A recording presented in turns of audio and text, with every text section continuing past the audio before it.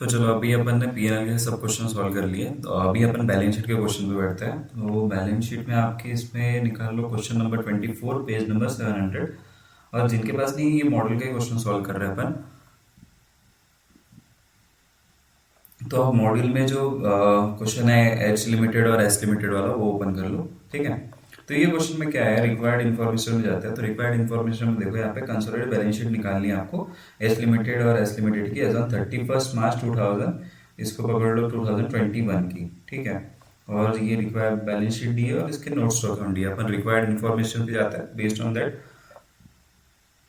अपन balance sheet को draw करेंगे। ठीक है, तो following information is provided to you. तो पहली इन्फॉर्मेशन क्या है कि S limited one purchase 1,80,000 shares 1,80,000 lakh shares in S limited on 31 March 2020 पकड़ लो। तो ये 2020 की आप 21 की बैलेंस शीट निकालनी है और आपको 2020 में अपन ने एक्वायर किया। तो प्री एक्विजिशन पीरियड कितना हुआ आपका 0, पोस्ट एक्विजिशन पीरियड कितना हुआ पूरा पूरा 12 महीने। तो during the year general reserve या प्रॉफिट एंड लॉस जो भी रहेगा बैलेंस उसका क्या रहेगा, पूरा पूरा post acquisition profit and loss में ये होगा एडजस्टमेंट। और यहाँ पे देखो जनरल रिजर्व और प्रॉफिट एंड लॉस का वो डेट का बैलेंस शीट बैलेंस दिया है। तो ठीक है, 1,80,000 शेयर्स है। टोटल नंबर ऑफ शेयर्स कितने हैं उसके, तो 4,800 डिवाइडेड बाय 10, तो उसके टोटल है 480। तो ये अगर देखा जाए तो 480 180 डिवाइडेड बाय 480 50% तो नहीं आ रहा, मतलब और कोई भी एडजस्टमेंट होगा उसकी वजह से इसका शेयर होल्डिंग बढ़ेगा। कि एज ऑन फर्स्ट, पहले दूसरा एडजस्टमेंट है, as on 1 April 2020 S limited declare 20% dividend for the year ended 31 March 2020। तो देखो उसने ड्यूरिंग द ईयर 31 मार्च 2020 के लिए अगर डिक्लेयर किया है डिविडेंड, तो ये डिविडेंड क्या हुआ, प्री एक्विजिशन डिविडेंड। ठीक है, प्री एक्विजिशन डिविडेंड का एडजस्टमेंट क्या रहता है, अगर होल्डिंग के बुक में मानो तो वो पहले तो जो प्रॉफिट एंड लॉस है उसमें नहीं आना चाहिए और दूसरा कॉस्ट ऑफ इन्वेस्टमेंट में से डिडक्ट होगा। बट इसने क्या बताया, एच लिमिटेड ने क्या किया, उसको क्रेडिट कर लिया उसके प्रॉफिट एंड लॉस में से। तो यहाँ पे आपको दो एडजस्टमेंट करने पड़ेंगे, पीएनएल में से कम करना पड़ेगा और क्या करना पड़ेगा उसकी, ये एच लिमिटेड गया, एच लिमिटेड के पीएनएल में से कम करना पड़ेगा और जो ये है कॉस्ट ऑफ इन्वेस्टमेंट उससे कम करना पड़ेगा। और एस लिमिटेड के इसमें केस में क्या किया होगा उसने, यहाँ पे नहीं बताया, मतलब उसका एडजस्टमेंट हो चुका है, मतलब उसने क्या किया होगा उसके रिजर्व्स एंड सरप्लस में से कम किया होगा। और यहाँ पे बताया भी है उसने profit and for the year ended dividend distribute. ठीक है, तो उसके रिजर्व्स एंड सरप्लस में से कम किया होगा। रिजर्व्स एंड सरप्लस में अपन यहाँ पे अभी के लिए मानते हैं कि प्रॉफिट एंड लॉस से ही कम किया होगा। ठीक है, उसके बाद में on 1 January 2021 S limited issued 3, ये देखो अपन बोल रहे थे ना, ये देखो वो एडजस्टमेंट है।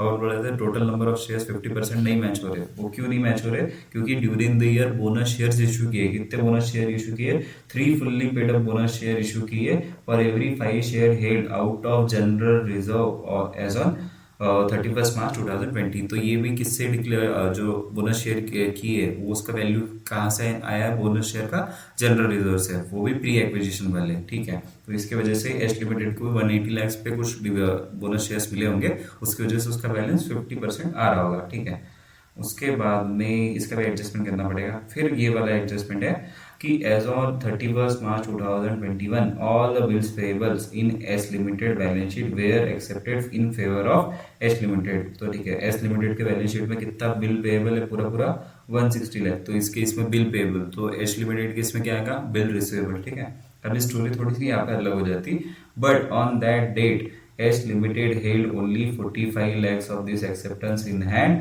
and the rest has been endorsed in favor of trade payable। तो मतलब क्या हुआ, बिल रिसीवेबल H जो ये थे 160 के थे एच लिमिटेड के बुक्स में, बट उसने क्या किया उसमें से 45 लैक्स खुद के पास रखे और जो रिमेनिंग थे 115 वो क्या किए अदर्स को बांट दिए। तो अगर ओवरऑल पर्सपेक्टिव से देखा जाए तो ये एच ये एस लिमिटेड ने एस लिमिटेड को 160 के दिए, 160 में से सिर्फ वो 145 होल्ड करता अभी, और जो अदर है ये तो अदर्स जो अदर पार्टी को पे किए 115 के। तो अगर म्यूचुअल ओविंग देखा जाए तो वो तो सिर्फ 45 लैक्स की है, तो अदर सिर्फ यहाँ पे एडजस्टमेंट कितने का होगा, 45 लैक्स का डिडक्शन होगा इंटर कंपनी ट्रांजेक्शंस में, नॉट 115। ठीक है, ये थोड़ा सा अलग था अपन जो नॉर्मल पढ़ते हैं उससे, इसलिए यहाँ पे बताया गया अपन ने। उसके बाद में as on 31 March 2021 H limited inventory includes goods which has purchased for 100 lakh from H limited which made profit of 25% on cost. ठीक है, तो ये यहाँ पे दो एडजस्टमेंट रहेंगे अपने को। पहले तो इन्वेंटरी में से कम करना पड़ेगा और दूसरा पेनल में से कम करना पड़ेगा। तो 100 लाख का है तो 100 लाख के इसमें प्रॉफिट कितना रहेगा, तो पहले 25% ऑन कॉस्ट है, तो 25% ऑन कॉस्ट है मतलब 100 लाख में ऑलरेडी 25% इंक्लूडेड है, तो 100 लाख इज 125। तो अपन 100 को डिवाइडेड बाय 125 मल्टीप्लाई बाय 25 करेंगे तो इसमें से प्रॉफिट एलिमेंट कितना है 20 का। ठीक है, इसका एडजस्टमेंट करना है। तो चलो अपन कैसा रहेगा यहाँ पे एक अप्रोच अपन मतलब आपको यहाँ पे जो स्टेप सॉल्व किए रहेंगे क्वेश्चन सॉल्व जो सॉल्यूशन रहेंगे उसमें, और अपने स्टेप थोड़े डिफरेंट दिखेंगे क्योंकि अपन स्टेप बाय स्टेप चल रहे हैं। बट जो अपनी अदर स्टेप्स रहती है जैसे पहली स्टेप है date of acquisition, date of control, ऐसे होल्डिंग कंपनी सबसे कंपनी कौन सी है, वो आप अदर इन्फॉर्मेशन में लिख सकते हैं। बट ईज आपको समझने के लिए अपन स्टेप बाय स्टेप चलते हैं। ठीक है, तो फर्स्ट स्टेप अपने अपन ने नोट्स में क्या लिखी थी, फर्स्ट स्टेप थी कि आपको आइडेंटिफाई करनी है सब्सिडियरी कंपनी कौन सी है और होल्डिंग कंपनी कौन सी है।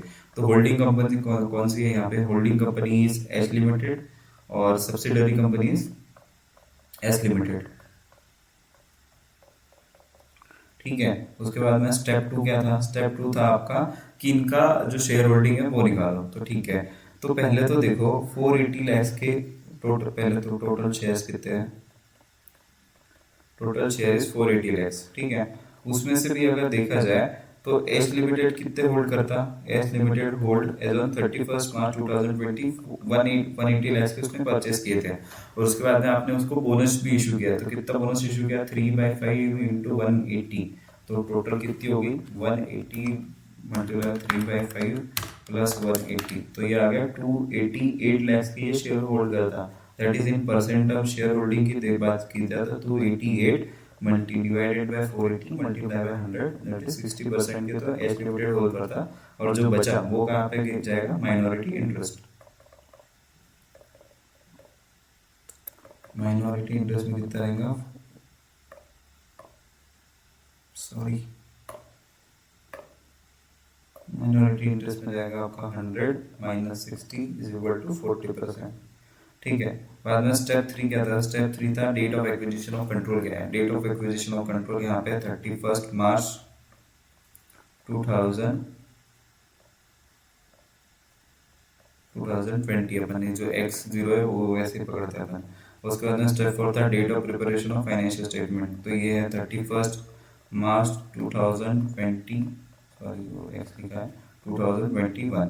उसके बाद में स्टेप फाइव क्या था, analysis of reserve and surplus of subsidiary, analysis of reserve and surplus of S limited इन यहाँ पे, तो अपन यहाँ वो बना लेते हैं।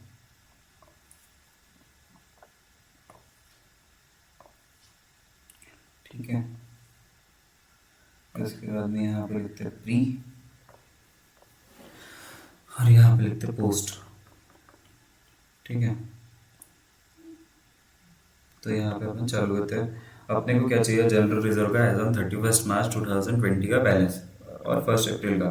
तो देखो जनरल रिजर्व का ओपनिंग बैलेंस तो आपको दिया है, यहाँ पे अमाउंट इन लैक्स भी लिख देते हैं, अमाउंट इन। ठीक है, general reserve opening balance, opening balance कितना था जनरल रिजर्व का 3000 लाख, 3000 लाख। इसमें कोई एडजस्टमेंट है क्या, हाँ ड्यूरिंग द ईयर क्या हुआ है, बोनस शेयर इशू किए, तो बोनस शेयर आपको माइनस करना पड़ेगा बोनस की वैल्यू। तो बोनस शेयर की वैल्यू अपन वर्किंग नोट में दिखा देते हैं यहाँ पे, तो नीचे वर्किंग नोट। तो आप देखो एक जनरल एग्जांपल ले लो, अपन ने यहाँ पे कितने इशू किए 3 बोनस शेयर किए इन जिसके पास 5 शेयर हो गए। तो अगर किसी के पास 1 शेयर होगा तो उसको कितना मिलेगा, A divided by A plus A multiply by 3 divided by 5 that is 1.6 shares मिलेंगे उसको। बट अगर मैं ये 1.6 अपने टोटल नंबर ऑफ शेयर्स कितना है, टोटल नंबर ऑफ शेयर्स ये अपने 480 लैक्स को डिवाइडेड बाय अगर मैं 1.6 करूंगा तो मेरे को प्योर जो number of shares without bonus shares मिलेंगे। हाँ, तो मैंने क्या किया इसको, तो पहले तो number of bonus without bonus share निकाले 480 डिवाइडेड बाय 160, तो ये कितना आता आपका 480 डिवाइडेड बाय 1.6, तो ये आ गया 300 लाख, मतलब 300 लाख शेयर्स थे आपके पास में। और जो बोनस शेयर इशू किए तो बोनस शेयर थे आपके पास में एक 480 माइनस 300 दैट इज 180 लैक्स के तो बोनस शेयर्स थे। इनकी वैल्यू कितनी थी अगर वैल्यू इसकी नॉमिनल वैल्यू रहती है, नॉमिनल वैल्यू में से जनरल रिजर्व में से जो डिडक्ट होगा ना वो नॉमिनल वैल्यू पे डिडक्ट होगा, तो 180 लैक्स और पर शेयर की वैल्यू यहाँ पे नॉमिनल वैल्यू कितनी है, यहाँ पे है 10, तो ये हो गए 1800 लाख। तो 1800 लाख को अपने को क्या करना पड़ेगा, जनरल रिजर्व में से माइनस, तो इसका बैलेंस आ गया 1200। अभी ड्यूरिंग द ईयर कितना बैलेंस बचा जनरल रिजर्व का, that is 1380 at the end of the year. तो ड्यूरिंग द ईयर का बैलेंस कितना हुआ, during the year 1380 minus 1200, that is पूरा पूरा 180, क्योंकि जो भी ड्यूरिंग द ईयर रहेगा वो पोस्ट एक्विजिशन रहेगा। वही अगर पीएनएल की बात करो, पीएनएल का ओपनिंग बैलेंस कितना था, पीएनएल का ओपनिंग बैलेंस था 1200 लाख, ठीक है। और अपने को यहाँ पे कोई एडजस्टमेंट था क्या, हाँ, तो पहला ये वाला अपने डिटेल हो गया, उसके बाद में बोनस शेयर वाला जो करना था वो अपन ने कर लिया। अभी ये दूसरा जो डिविडेंड डिक्लेयर हुआ 20% का फॉर द शेयर्स जिसकी 31 मार्च 2020 में जितने शेयर थे, तो 31 मार्च 2020 को कितने शेयर्स थे अपने पास, 316, क्योंकि विदाउट बोनस शेयर तो उसके बाद में इशू हुए, तो उस पर अपन ने डिविडेंड कितना किया 20%। तो ये पूरा पूरा डिविडेंड कहाँ पे एडजस्ट किया होगा अपन ने, प्री एक्विजिशन डिविडेंड। तो प्री एक्विजिशन डिविडेंड में प्री एक्विजिशन रिजर्व में से माइनस करते हैं, तो डिविडेंड का अमाउंट कितना है 300 लाख मल्टीप्लाई बाई 20, इसको सेपरेट एडजस्टमेंट करके भी दिखा सकते हैं। तो 300 लाख के शेयर्स है multiply by 20 multiply by 10 number value of shares की, तो ये 600 आ जाएंगे शायद, 300 मल्टीप्लाई बाई 20% मल्टीप्लाई बाई 10, हाँ 600 लाख, 600 लाख इसमें से किए तो बचे 600। और ड्यूरिंग द ईयर बैलेंस कितना है पीएनएल का, उसका भी 1620, तो ड्यूरिंग द ईयर 1620, और यहाँ पे अपन ने 600 माइनस किए तो यहाँ पे बचे 110, क्या हो ये, ये बचा 1020, तो इसकी टोटल कितनी आ गई, क्योंकि और कोई एडजस्टमेंट है क्या यहाँ पे, नहीं, यहाँ पे डिविडेंड वाला एडजस्टमेंट अपने को सिमिलरली इसने क्रेडिट किया है, तो उसके कॉस्ट ऑफ इन्वेस्टमेंट में से माइनस करेंगे, इसके लिए इसको टिक नहीं करते हैं। बाकी तो कोई एडजस्टमेंट नहीं है, एनालिसिस और रिजर्व्स एंड सरप्लस में थे। तो वन यहाँ की टोटल कितनी आ गई 1200, और यहाँ की टोटल कितनी आ गई, यहाँ की 1800। तो यहाँ पे एस लिमिटेड कितना है इसका 60, माइनॉरिटी इंटरेस्ट दैट इज 40, तो 1800 का 60%, 1080, 720, 40%, 1200 का 60%, 720 माइनस ये हो गया 480, ठीक है। अभी अपना स्टेप कितना हो गया, स्टेप 5 हो गया। स्टेप 6 उसके बाद में कंसोलिडेशन एडजस्टमेंट्स थे जो अपन करेंगे, कर लिए अपन ने, सिर्फ जो उसका इफेक्ट है बैलेंस शीट में देना बाकी है, ठीक है। उसके बाद में स्टेप 6 क्या था अपना, स्टेप 6 था कि कैलकुलेशन ऑफ जो कंट्रोल रहेगा, और स्टेप 7 था माइनॉरिटी इंटरेस्ट। तो इसको साथ साथ में करते हैं, calculation of cost of control, मतलब कंट्रोल करने की कितनी कॉस्ट रही है, अगर ज़्यादा कॉस्ट दी तो वो आएंगी गुडविल, और कम कॉस्ट दी तो वो आएंगी कैपिटल रिजर्व। तो यहाँ पे आपको गुडविल और कैपिटल रिजर्व का कैलकुलेशन भी हो सकते हैं।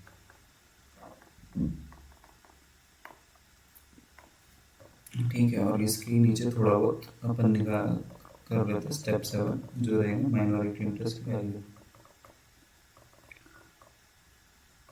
पहले तो कॉस्ट ऑफ इन्वेस्टमेंट कितना है, देखो कॉस्ट ऑफ इन्वेस्टमेंट कहाँ से पता चलेगा, कि जो एस लिमिटेड रहेगा, एस लिमिटेड ने खुद के बुक्स में अगर इसको स्टैंड अलोन फाइनेंशियल स्टेटमेंट में क्या दिखाएगा, इन्वेस्टमेंट्स में दिखाएगा। तो देखो इन्वेस्टमेंट में नॉन करंट एसेट में पीपी, और ये देखो non current investment shares in S limited कितने में परचेस किए थे उसने, 180 शेयर 3000 लाख में। तो यहाँ पे कॉस्ट ऑफ इन्वेस्टमेंट कितना है, कॉस्ट ऑफ इन्वेस्टमेंट कितना है 3000 लाख। 3000 लाख में से अपने को कुछ एडजस्टमेंट करना है क्या, हाँ 3000 लाख में से अपने को जो डिविडेंड मिला प्री एक्विजिशन डिविडेंड, तो प्री एक्विजिशन डिविडेंड अपने को डिडक्ट करना है। तो प्री एक्विजिशन डिविडेंड कितना है, 180 लाख शेयर्स होल्ड करते थे वो, जिसकी वैल्यू थी ₹10 नॉमिनल वैल्यू मल्टीप्लाई बाय 20%। तो 180 multiply by 10 multiply by 20%, that is 360 अपने को यहाँ से माइनस करना है, और 360 कहाँ से और कौन से माइनस करना है, 360 अपने को प्रॉफिट एंड लॉस में से 360 माइनस करना है। ठीक है, तो ये वाला अपना जो एडजस्टमेंट था वो हो गया क्या? Yes, this is also done. तो अभी इसके नीचे क्या माइनस होगा? इसके नीचे माइनस होगा आपका जो आपका नेट एसेट है, अगर नेट कैपिटल है तो net capital, net share capital minus होगा, और रिजर्व एंड सरप्लस में जो बैलेंस था वो माइनस होगा। तो शेयर कैपिटल का कितना है आपका? शेयर कैपिटल में होल्डिंग,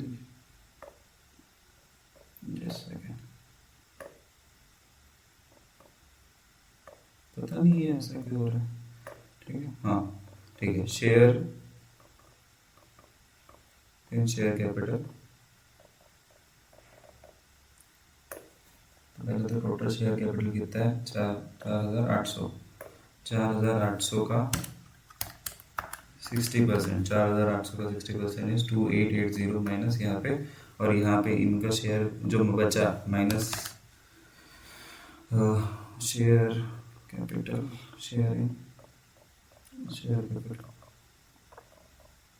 कितना है? 1920। ठीक है, उसके बाद में जो प्री एक्विजिशन जो रिजर्व्स है वो यहाँ से माइनस हो गया, और पोस्ट एक्विजिशन रिजर्व का दूसरा एडजस्टमेंट हुआ। तो प्री एक्विजिशन कितना रिजर्व्स है? 180। प्री एक्विजिशन रिजर्व सरप्लस यहाँ पे कितना है? 1080। उसके बाद में माइनॉरिटी का कितना है? माइनॉरिटी का तो कितना रहेगा? 720 प्लस 480, ये पूरा पूरा ऐड हो जाएगा उसके वैल्यू में।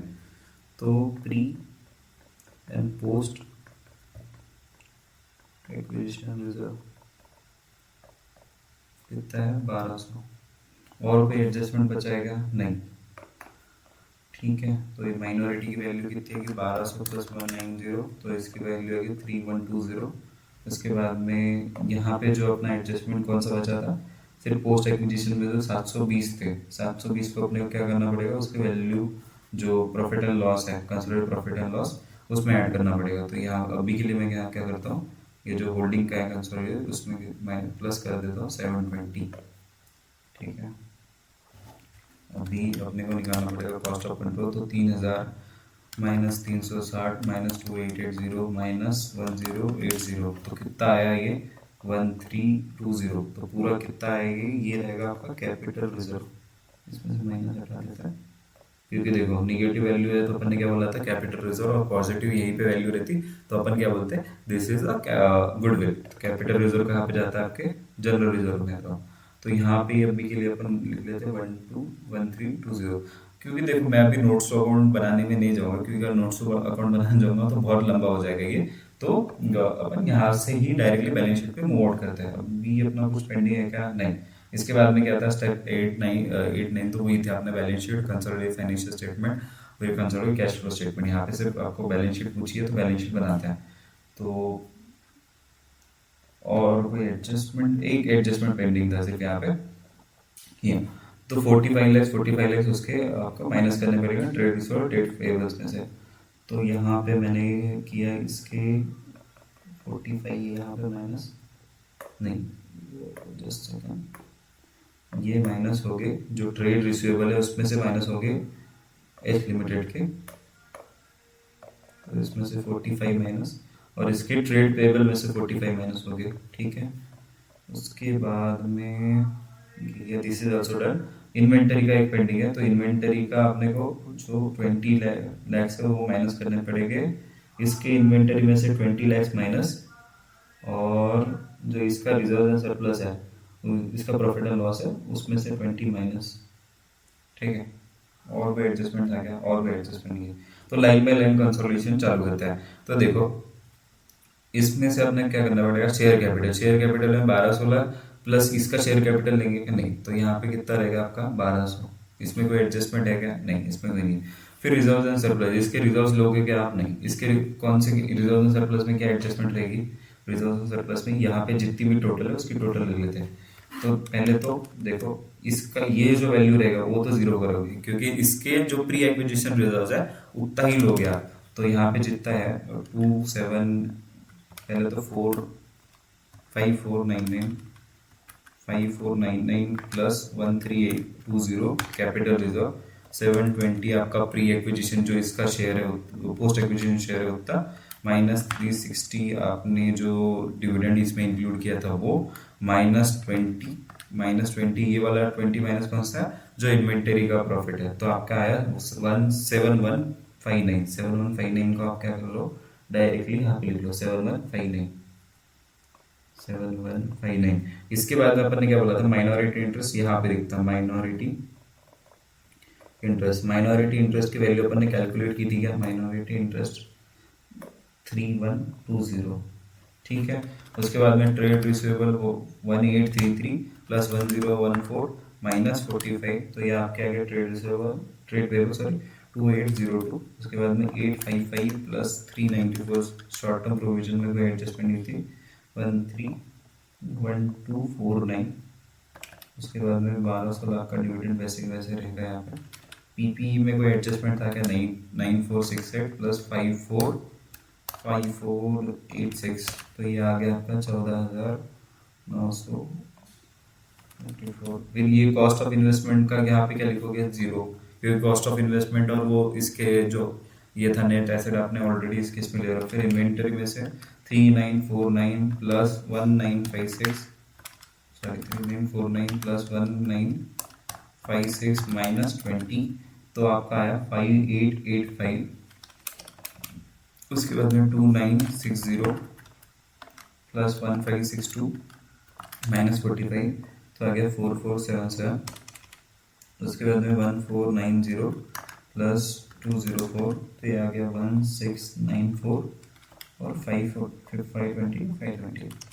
ये देखो मैं एडजस्टमेंट, मेरे को फटाफट कैलकुलेशन इसलिए आ रहा है, तो मैंने मेरे लेफ्ट हैंड से मैं कैलकुलेटर यूज़ कर रहा हूँ। तो अगर आपकी प्रैक्टिस होगी ना, तो प्रैक्टिस करो कि लेफ्ट हैंड से यूज़ करो। अगर आपकी एग्जाम नियर बाई होगी तो मत ही प्रैक्टिस करो, बट आपकी एग्जाम अगर थोड़ी लेट है तो प्रैक्टिस करो ताकि आपकी स्पीड बढ़ पाए। तो आपका स्पीड, क्योंकि ऐसा रहता है ना, जो राइट हैंडेड रहते हैं वो कैलकुलेटर भी उसी हैंड से यूज़ करेंगे और लिखेंगे भी उसी हैंड से, बट उसमें थोड़ा टाइम वेस्ट होगा, तो इसलिए मैंने ये लेफ्ट हैंड से यूज़ करता हूँ कैलकुलेटर, ठीक है। तो अभी टोटल मैच कर लेते हैं, 12,000 plus 7159 plus 3120 plus 2802 plus 1249 plus 1200, तो ये आ गया 27,530। और वही यहाँ पे 145,149,5477,1694,520, तो ये भी कितना है 27,530, ठीक है।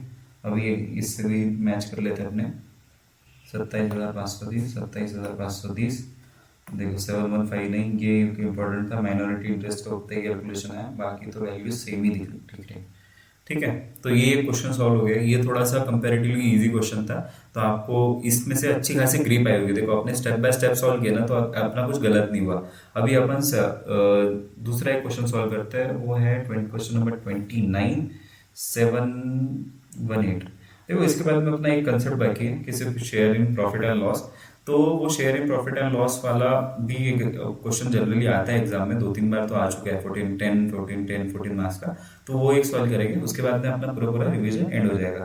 तो ये कौन सा वाला क्वेश्चन है, art and craft limited, sorry Aarti बोलो, इसमें कौन सा एडजस्टमेंट है, ठीक है, इसमें भी वही थोड़े बहुत अलग एडजस्टमेंट है। तो देखो ये May 24 में 14 मार्क्स का क्वेश्चन आया था, तो अगर आपके पास में क्वेश्चन बैंक नहीं है तो आप directly art and craft limited वाला ओपन करो, जिसमें May 24 का और जो 14 मार्क्स का क्वेश्चन है वो वाला, ठीक है। तो यहाँ पे आपको क्या करना है, कंसर्वेटिव बैलेंस शीट बनानी है एज ऑन 31 मार्च 2024। तो एग्जाम में जनरली आपको पूरी डेट मेंशन करी जाती है, बट मॉडल के क्वेश्चन में ऐसा 2x1 2x0 ऐसा मेंशन किया रहेगा, ठीक है। तो अभी इसकी बैलेंस शीट है, इसके नोट्स ऑफ अकाउंट है, ठीक है। अपन डायरेक्टली एडिशनल इन्फॉर्मेशन पे जंप करते हैं। तो एडिशनल इन्फॉर्मेशन में क्या बोला, art limited acquire 3,200 ordinary share of craft limited on 1 अक्टूबर 2023, ठीक है। 1 अक्टूबर 2023 को उसने एक्वायर किए, तो क्या होगा, ड्यूरिंग द ईयर एक्वायर किए, तो 6 मंथ क्या हो गया प्री एक्विजिशन पीरियड, 6 मंथ क्या हो गया पोस्ट एक्विजिशन पीरियड, तो रेशियो कितना है प्री और पोस्ट का 1:1। तो रिजर्व एंड सरप्लस के उसने बैलेंस दिए हैं जिसमें एंड प्रॉफिट एंड लॉस के एज ऑन 1 अप्रैल 2023, तो जो ड्यूरिंग द ईयर का आएगा उसको क्या करना पड़ेगा आपको 1:1 के रेशियो में बैठना पड़ेगा। उसके बाद में profit and plant and machinery of craft limited which to 2,50,000 as on 1 April 2023 was considered worth 2,20,000 on date of acquisition. तो 1 अक्टूबर 23 को उसने क्या किया, जो उसकी प्लांट एंड मशीनरी थी उसको रिवैल्यूड अमाउंट कंसीडर किया, जो अपना फर्स्ट एडजस्टमेंट था in consolidated adjustment revaluation of the assets का, तो उसने 2,20,000 पे कंसीडर किया। तो अपने को वही जो 4 स्टेप अपन ने मेंशन की थी, क्योंकि देखो डेप्रिशिएबल एसेट है तो वो 4 स्टेप मेंशन करके अपन कैलकुलेट करेंगे। फिर depreciation of plant and machinery calculated 10% per annum. तो देखो स्टैंडर्ड फाइनेंशियल स्टेटमेंट में उसकी जो वैल्यू रहेगी वो तो उसने कुछ चेंजेस नहीं किए रहेंगे, बट कंसोलिडेटेड फाइनेंशियल स्टेटमेंट में अपने को वैल्यूज चेंज करनी पड़ेगी। फिर on the basis of useful life, revaluation of profit and loss is to be considered at the time of the consolidation। ठीक है, the Kraft Limited deducted 1% from the trade receivable as a general provision against the doubtful debt। ठीक है, तो Kraft Limited क्या करता है, सिर्फ general डेब्ट के नाम के 1% ट्रेड रिसीवेबल से माइनस करता है। This policy is not followed by the arc limited. तो देखो अपना एक एडजस्टमेंट कंसोलिडेटेड एडजस्टमेंट में था कि यूनिफॉर्म अकाउंटिंग पॉलिसी होनी चाहिए, तो वहां पे अपन ने देखा था कि अगर यूनिफॉर्म अकाउंटिंग पॉलिसी नहीं है तो कंसोलिडेशन के टाइम पे अपने को एडजस्टमेंट करना पड़ेगा। तो आर्ट लिमिटेड क्या करता है, जो ट्रेड रिसीवेबल है उस पर कोई डिडक्शन नहीं लेता, बट जो क्राफ्ट लिमिटेड है 1% माइनस करता है। तो अपने क्या करना पड़ेगा, इसको 1% को रिवर्स करना पड़ेगा और जो प्रॉफिट एंड लॉस है उसमें इम्पैक्ट लेना पड़ेगा, क्योंकि देखो जो analysis of profit and loss है, क्योंकि प्रॉफिट एंड लॉस में से अपन ने प्रोविजन माइनस की रहेगी, अपने को अपन क्या करना है, ये ऐड बैक करना है। उसके बाद में क्या है, on 31 March 2024 craft limited inventory includes goods which it had purchased from Art Limited for 1,03,500 which made a profit on of rupees of 15% on the cost price। तो 1,03,500 में 15% प्रॉफिट ऑलरेडी इंक्लूडेड है, तो 1,03,500 multiply 115 multiply sir divided by 115 multiply 15, तो आपका 13,500 का profit आपको eliminate करना है यहाँ पे सर। 13,500 का प्रॉफिट कैसे एलिमिनेट करोगे, इसकी क्राफ्ट लिमिटेड के इन्वेंटरी में से माइनस करोगे और 13,500 इसके प्रॉफिट एंड लॉस में से माइनस करोगे। तो क्वेश्चन ये भी अच्छा खासा ही है, आपको सिर्फ थोड़ा बहुत एडजस्टमेंट डिटेल में करनी है, बाकी तो थोड़ा यूनिक क्वेश्चन है। चलो शुरू करते हैं अपन इसका भी स्टेप बाय स्टेप सॉल्व करेंगे तो आपको पूरी क्लैरिटी आएगी। तो फर्स्ट स्टेप क्या था अपना कि होल्डिंग कंपनी और सब्सिडियरी कंपनी कौन सी है, तो art limited is holding company, craft limited is craft limited is subsidiary company. उसके बाद में स्टेप 2 था, स्टेप 2 क्या था, स्टेप 2 था अपना का इनका शेयर होल्डिंग निकाल, तो नंबर ऑफ शेयर्स कितने होल्ड करता है 3,200, टोटल नंबर ऑफ शेयर्स कितने उसमें, और ठीक है 100 का शेयर है तो 4,000 शेयर है, उसमें से 3,200 तो ये होल्ड करता है, तो मोर देन 50% तो आर्ट लिमिटेड ही होल्ड करता है। तो होल्डिंग आर्ट लिमिटेड का share holding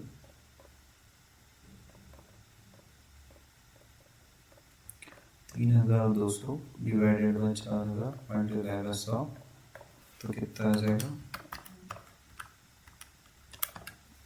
80% art limited hold करता है और माइनॉरिटी इंटरेस्ट बचा हुआ 100 minus 80 is equal to 20% minority interest का वैल्यू। उसके बाद में स्टेप 3 क्या है, स्टेप 3 है अपना कि date of acquisition of control, date of acquisition of control कितना है, date of acquisition of control ये था 1 अक्टूबर 2023। अपने को फाइनेंशियल स्टेटमेंट बनाना है ऑन 31 मार्च 2024, तो 6 month is pre 6 month is post.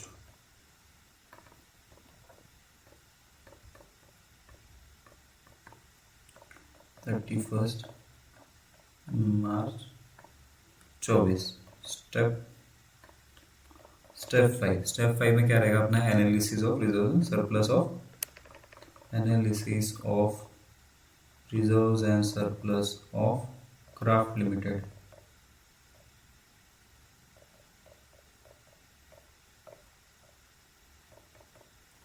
ठीक है, इस पे अपन ने वो बना दिया फिर से,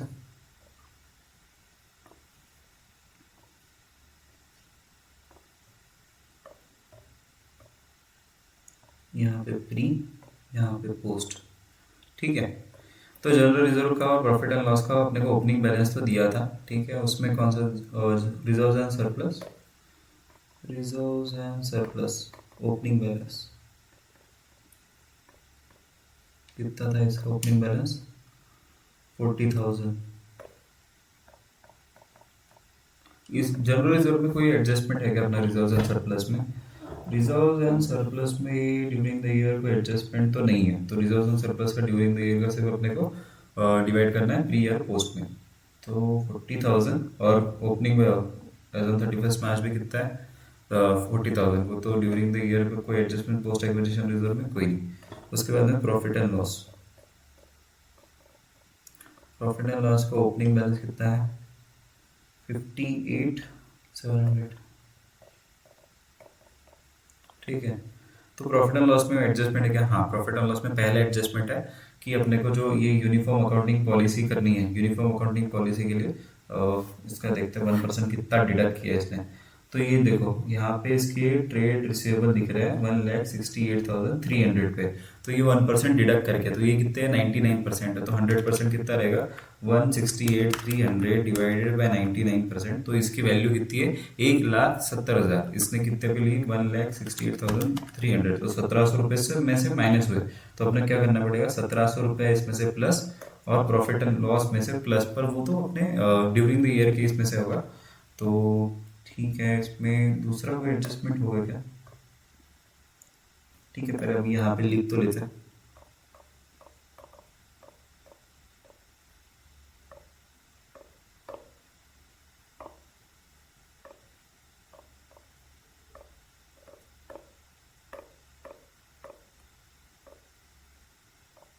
प्रोविजन ऑफ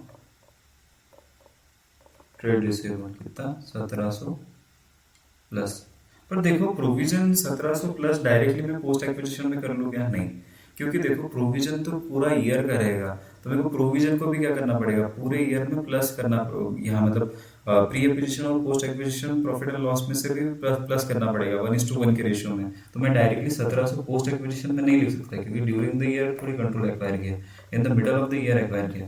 तो मैं क्या करूंगा इसको 1,700 इन रेशियो ऑफ 1:1, तो कितना आएगा 1,700 डिवाइडेड बाय डायरेक्टली 2 कर दिया तो 850। ठीक है, उसके बाद में कोई एडजस्टमेंट नहीं, इसके बाद में कोई एडजस्टमेंट नहीं, है प्रॉफिट एंड लॉस वाला है, तो इसका तो कुछ नहीं रहेगा। ठीक है, तो ड्यूरिंग द ईयर जो भी बैलेंस है उसको डिवाइड कर लेते हैं, तो 2,08,000 ड्यूरिंग द ईयर, तो 2,08,000 माइनस 58,700 इन रेशियो ऑफ 1:1, 58,700।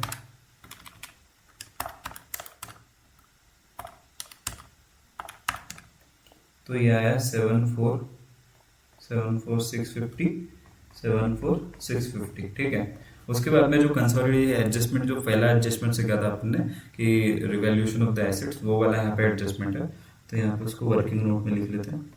तो पहला स्टेप क्या था वहां पे अपना, फर्स्ट स्टेप था कि depreciable value as on date of acquisition निकाल ली। तो प्रॉफिट एंड लॉस का जो प्लांट एंड मशीनरी है, ये देखो उसका बैलेंस कितना है 2,25,000, पर उसने कितने पे कंसीडर किया था 2,20,000 पे। तो ये 31 मार्च 2024 की वैल्यू, अपने को चाहिए 1 अक्टूबर 2023 की वैल्यू, तो अपने को रिवर्स कैलकुलेशन करना पड़ेगा। Plant and machinery, plant and machinery है 2,25,000, इस पर डेप्रिसिएशन कितना चार्ज हुआ था 10% से, तो इसको क्या करते हैं डायरेक्टली 90% से डिवाइड करें तो फुल ईयर की वैल्यू आ जाएगी, जो ओपनिंग वैल्यू है वो आ जाएगी डिवाइडेड बाय 90%, तो इसका आया 2,50,000। इसमें से जो हाफ ईयर का डेप्रिसिएशन है उतना माइनस कर देते हैं, तो 2,50,000 डायरेक्टली आप 95% से भी डिवाइड कर सकते हैं, बट फॉर ईज के लिए मैंने ऐसा कर रहा हूँ। तो 10% multiply by 6 month divided by 12, तो ये आया आपका 10% डिवाइडेड बाय 2, तो ये आया आपका 2,50,000। तो ये वैल्यू आई 2,37,500 का, वो on the date of acquisition ये वैल्यू था। अभी रिवैल्यूएशन प्रॉफिट एंड लॉस निकालना है, रिवैल्यूएशन प्रॉफिट एंड लॉस में देखो 2,27,500 का वैल्यू था, उसने 2,20,000 पे कंसिडर किया, मतलब डाउनवर्ड रिवैल्यूएशन किया। तो यहाँ पे अपन लिखेंगे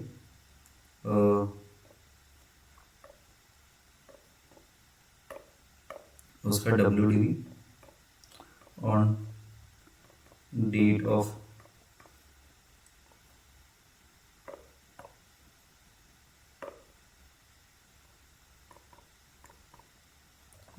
एक्विजिशन कितना था उसका WDV 2,37,500 और रिवैल्यूड अमाउंट कितना लिख रहा था वो, रिवैल्यूड अमाउंट है 2,20,000।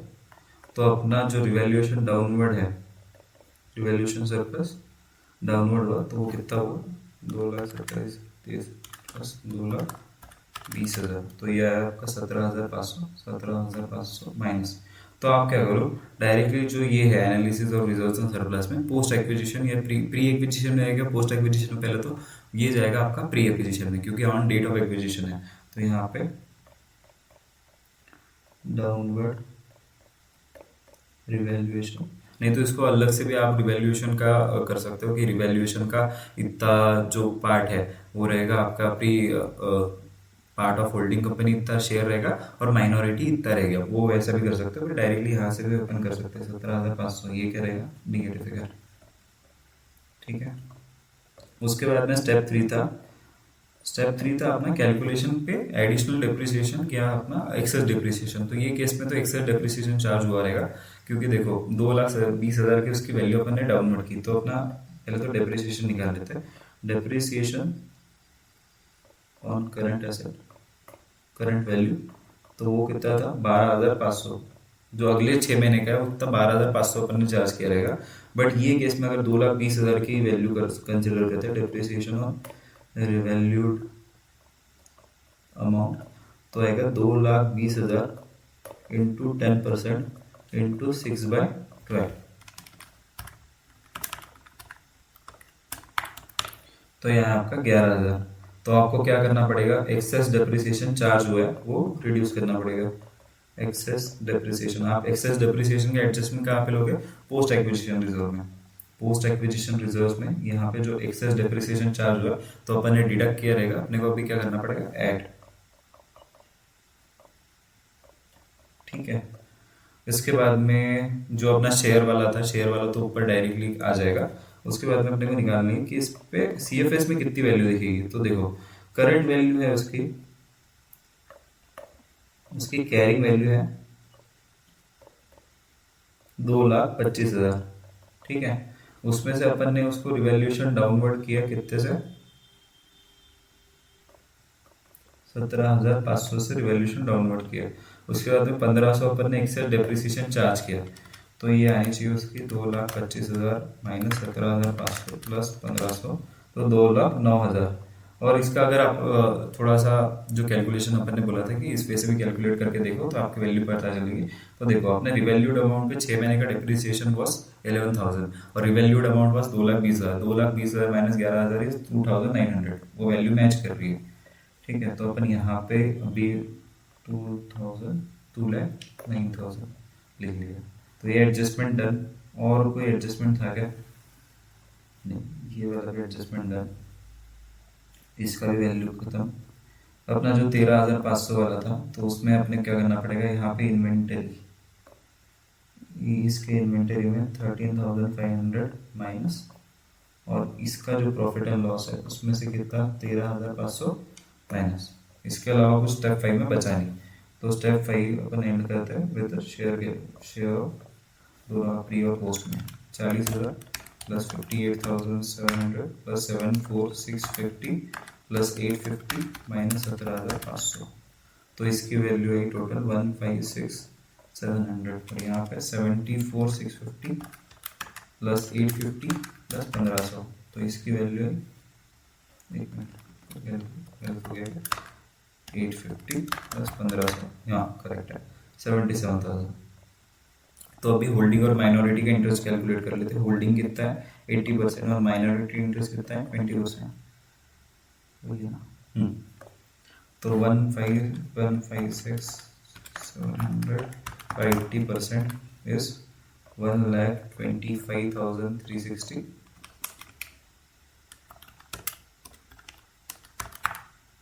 20% is 31,340। उसके अकॉर्डिंगली 77,000 का 80% इज 61,600 माइनस 15,400 इसका माइनॉरिटी का। अभी स्टेप 6 में अपने को क्या करना है, उसके calculation of cost of control, और स्टेप 7 में अपना माइनॉरिटी इंटरेस्ट। तो स्टेप 6 में कैलकुलेशन ऑफ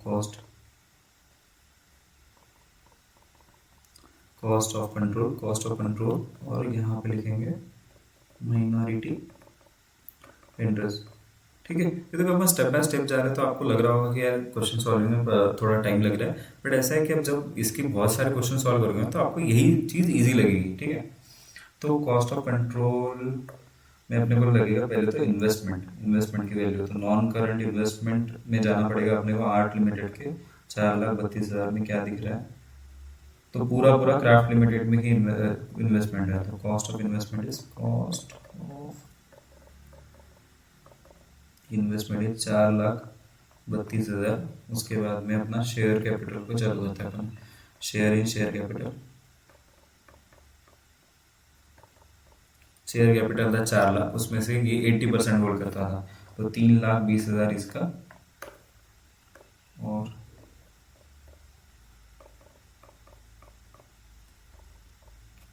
80,000 इसका।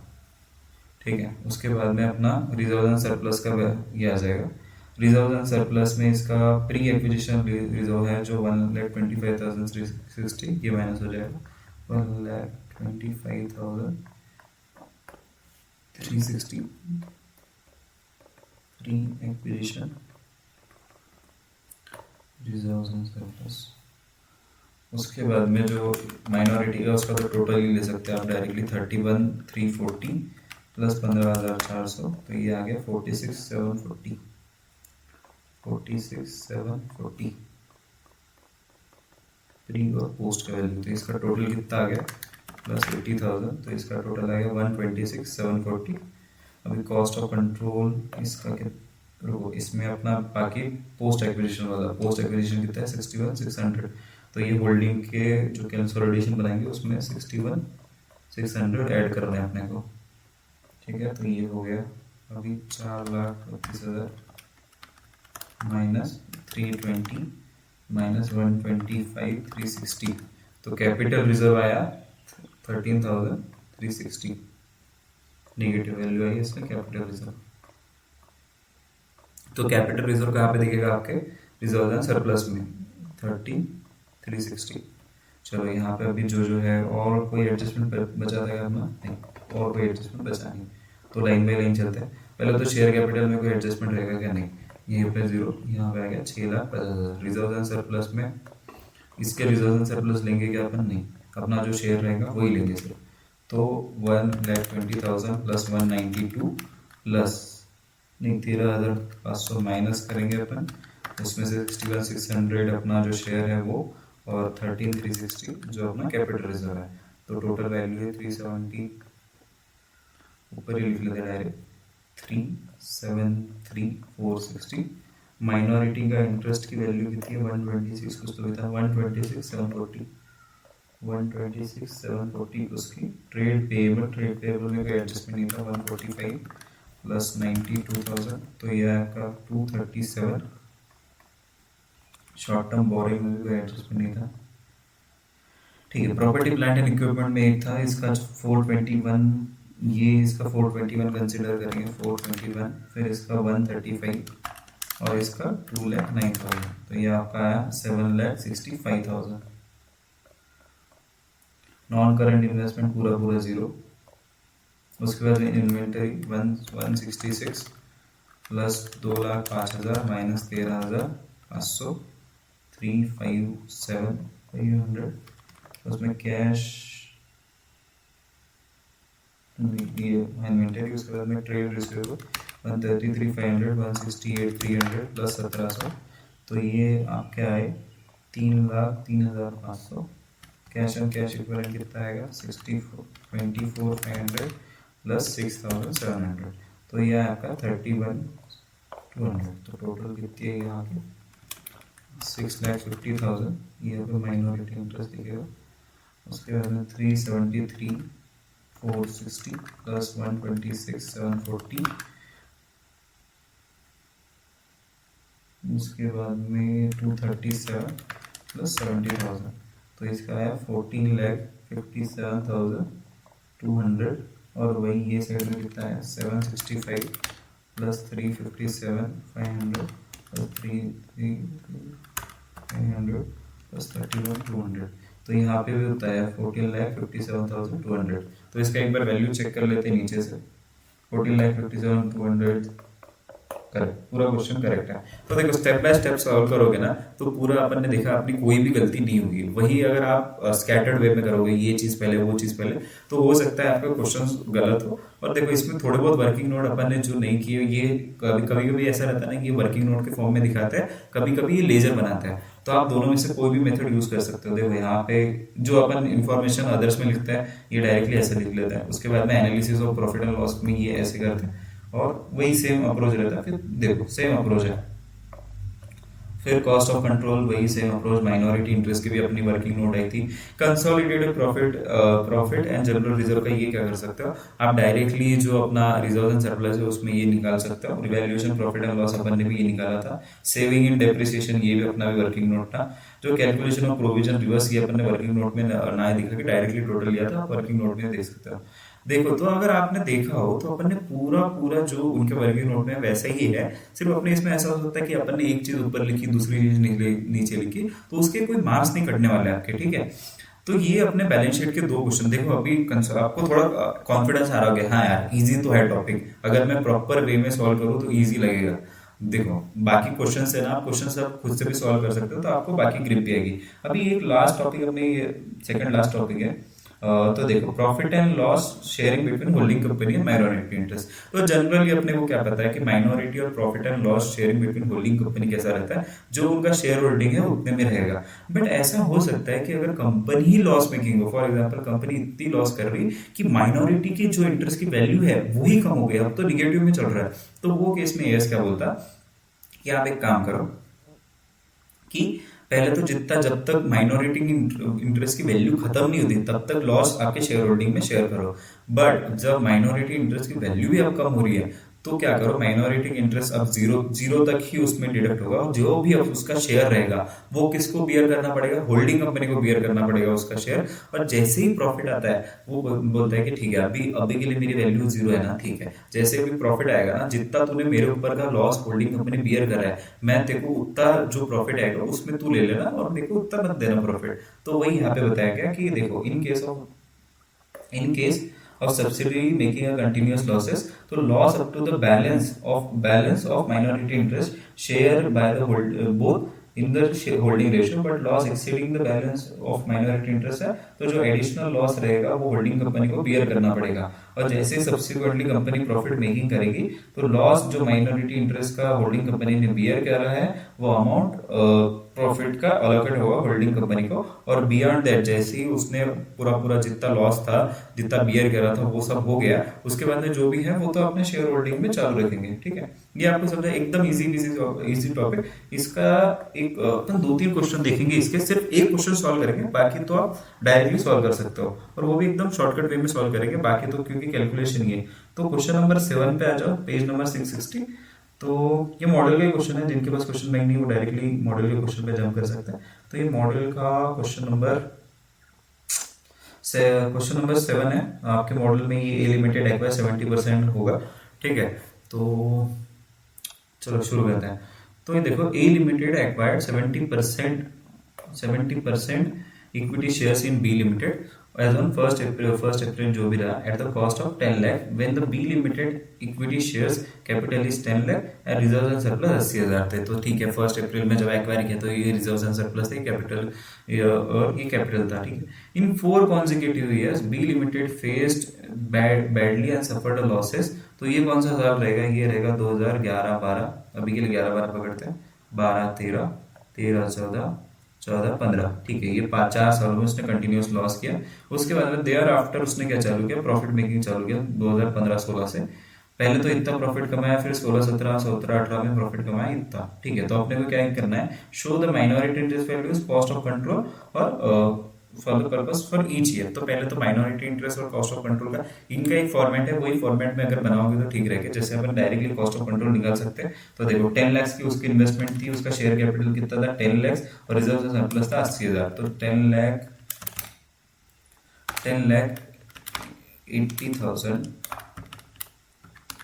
का 70% तो आया 7,56,000। उसमें से 10 लाख माइनस कर दो तो 2,44,000 का क्या आएगा आपका डायरेक्टली गुडविल। तो गुडविल को जो भी रहेगा हर साल गुडविल का वैल्यू तो चेंज नहीं होगा, तो गुडविल का वैल्यू कॉन्स्टेंटली 2,44,000 होगा। उसके बाद में माइनॉरिटी का इंटरेस्ट कितना है, माइनॉरिटी इंटरेस्ट की वैल्यू कितनी रहेगी, तो इसमें रहेगा 10 लाख प्लस 80,000 मल्टीप्लाई बाय 30%। तो 3,24,000, सॉरी एक मिनट कुछ गलत किया मैंने,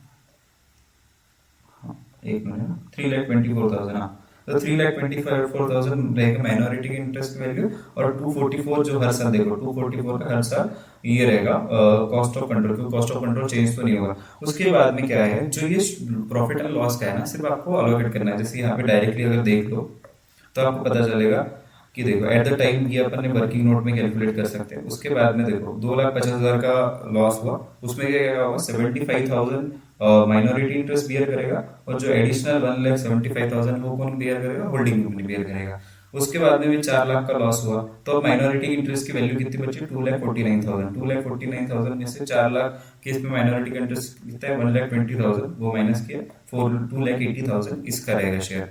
उसके बाद में 5 लाख का लॉस हो गया। ये देखो यहाँ पे आपको पता चलेगा, देखो 5 लाख का लॉस हुआ तो क्या हुआ, वो उसकी वैल्यू में से 150 तो माइनॉरिटी का वैल्यू था, तो 150 पर उसका बैलेंस तो 129 है, तो वो मैक्सिमम कितना लॉस बियर कर सकता है 129 का। तो ठीक है, तो बचा जितना 21,000 है वो कौन बियर करेगा, वो बियर करेगा आपका होल्डिंग कंपनी। तो होल्डिंग कंपनी केस में देखो 3,50,000 तो खुद का तो लॉस बियर किया ही किया, पर जो माइनॉरिटी बियर नहीं कर सकता था वो भी बियर किया इसने, तो माइनॉरिटी वैल्यू बच गई नील। तो 21,000 था, अपन ने यहाँ पे दिखा दिया कि देखो minority share loss born by the element that is holding company. तो जब वसूली करने की बारी है तो डायरेक्टली अपने 21,000 अपन बोल सकते हैं, हाँ देखो ये इतना लॉस है। उसके बाद में देखो 120 का लॉस हुआ, 120 के लॉस में 36,000 था माइनॉरिटी का, बाकी 84,000 था होल्डिंग का। पर माइनॉरिटी की वैल्यू कुछ बची थी क्या, नहीं। तो बचा जो भी था 36,000 वो किसने बियर किया, होल्डिंग कंपनी ने, और ये वहां पे लिख लिया। और कंसोलिडेट अभी तक कितना लॉस बियर किया उसने 57,000 का। उसके बाद में जैसे ही 50,000 का प्रॉफिट आया तो माइनॉरिटी इंटरेस्ट बोला ठीक है अभी शेयर होल्डिंग, फिर होल्डिंग कंपनी बोला शेयर होल्डिंग नहीं, मैंने तेरा 57,000 का लॉस बियर किया है, तो जो भी तू तेरा शेयर रहेगा प्रॉफिट में वो सबसे पहले मेरे जो लॉस बॉर्न किया वो माइनस होगा। तो 15,000 का इसका प्रॉफिट है, 35,000 का इसका शेयर रहेगा, और जो 15,000 इसका है जो ऑलरेडी इसने बियर किया था, तो ये रहेगा शेयर होल्डिंग के इसमें ऐड होगा, और होल्डिंग का जो लॉस बॉर्न है 57,000 का उसमें से 15,000 माइनस, तो 42,000 का अभी भी लॉस बियर्ड है। फिर उसके बाद में 1 लाख का प्रॉफिट हुआ, उसमें 30,000 इसका था, सेम 30,000 उसने ट्रांसफर किया होल्डिंग को और उसके बैलेंस में से माइनस किया, तो 12,000 का अभी भी लॉस उसने बियर किया है। उसके बाद में जैसे 1,50,000 का प्रॉफिट हुआ, इसका 45,000 का इसका शेयर था, 1,05,000 का इसका शेयर था। पर देखो 45 लैक्स में से 45,000 में से पूरा पूरा उसको ट्रांसफर करने की जरूरत है कि नहीं, क्योंकि सिर्फ 12,000 का ही प्रॉफिट लॉस अभी उसने बियर किया है, तो 12,000 इसमें से माइनस किए, 12,000 इसकी वैल्यू में ऐड किए, तो ये 33,000 और 1,17,000 इसका। तो एकदम इजी क्वेश्चन, आपको लगा होगा क्या ही क्वेश्चन है, इसमें आउट ऑफ मार्क मिल ही सकते हैं। सिर्फ ये जो स्टार्टिंग का आएगा उसमें आप जो थोड़ी बहुत डिटेल अपन ने जो वहां पे लिखी थी वही आपको यहाँ पे इंग्लिश में लिखना है, ठीक है। अभी इसका मैं दिखाता हूँ आपको क्वेश्चंस कौन से एग्जाम में भी आया है। एग्जाम में भी सेम क्वेश्चन आया, सिर्फ क्वेश्चन पूछने का तरीका थोड़ा अलग हो सकता है। जैसे क्वेश्चन नंबर 30 पे, हाँ क्वेश्चन नंबर 30 पे आ जाते हैं अपन। क्वेश्चन नंबर 30 कहाँ पे है,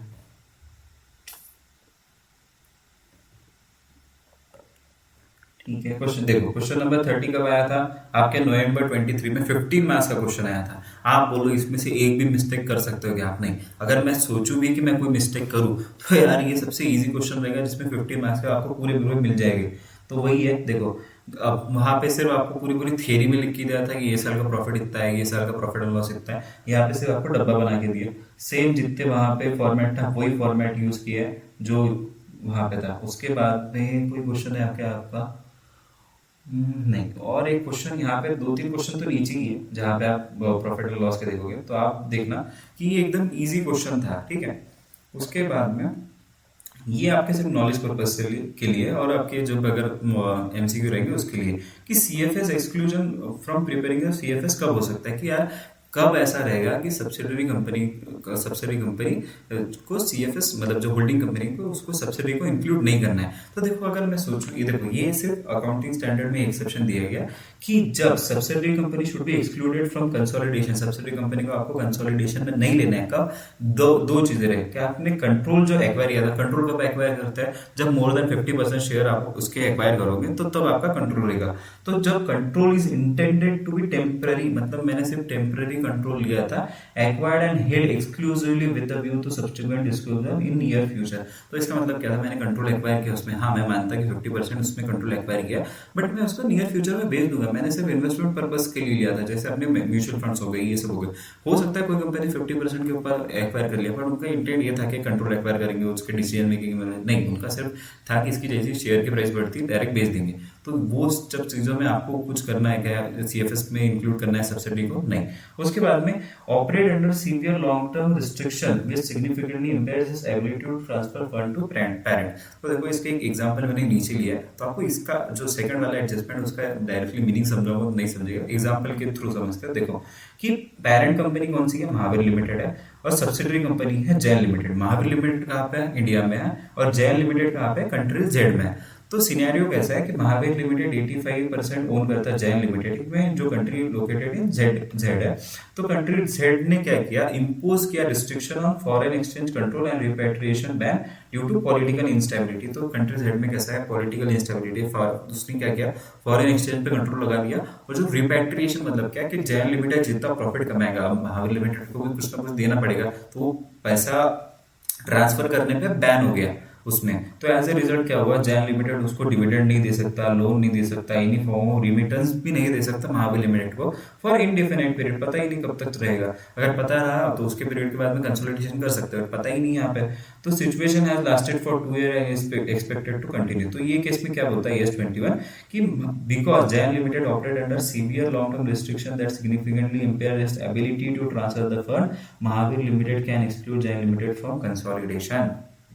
देखा, यहाँ अगर डायरेक्टली वहां से अगर मैं बताता ना आपको समझ में नहीं आता, उससे अच्छा तो यहाँ से समझ गया भाई जैन लिमिटेड है, जैन लिमिटेड कंट्री जेड में है, कंट्री जेड वालों ने पे बोल दिया कि यार तू प्रॉफिट तेरा बाहर रिमिट नहीं कर सकता, और फॉरेन एक्सचेंज कंट्रोल पर रिमिटेंस लगा दिया। तो जैन लिमिटेड चाह कर कुछ भी नहीं कर सकता, तो वो केस में महावीर लिमिटेड के पास ऑप्शन है, उसको अगर एक्सक्लूड करना है तो कर सकता है। ठीक है, उसके बाद में यहाँ पे देखो इन सच सिचुएशन अगर जब मेरा पास कंट्रोल लिमिटेड है, टेम्पररी है या सीवियर लॉन्ग टर्म रिस्ट्रिक्शन है, ये बाकी एएस में भी 2-3 एएस है सेम, जहाँ पर ये चीजें बताएगी वहां पे भी सेम रहेगा कि अगर देखो यहाँ पे अगर मैं सीएफएस नहीं बनाऊंगा तो क्या करूँ, क्या मैं इसका जो इन्वेस्टमेंट किया वो वैल्यू का क्या करूँ। तो बोला सिंपली AS13 में जो एडजस्टमेंट बताया कि लॉन्ग टर्म शॉर्ट टर्म, वैसे जो भी AS13 फॉलो करो और वैसा अकाउंटिंग आपके बुक्स में कर लो। ठीक है, तो होप ये देखो अपन ने बहुत मेहनत की इसको समझाने में, मैंने होप सो आपको पूरा पूरा समझा पाया। अपन ने क्वेश्चंस भी सॉल्व किए, 4-5 क्वेश्चन सॉल्व किए जिसपे से आपको अच्छी खासी ग्रिप आई, और यही 5-6 तरह के क्वेश्चंस ये पूरे चैप्टर में पूछे जाते हैं। ठीक है,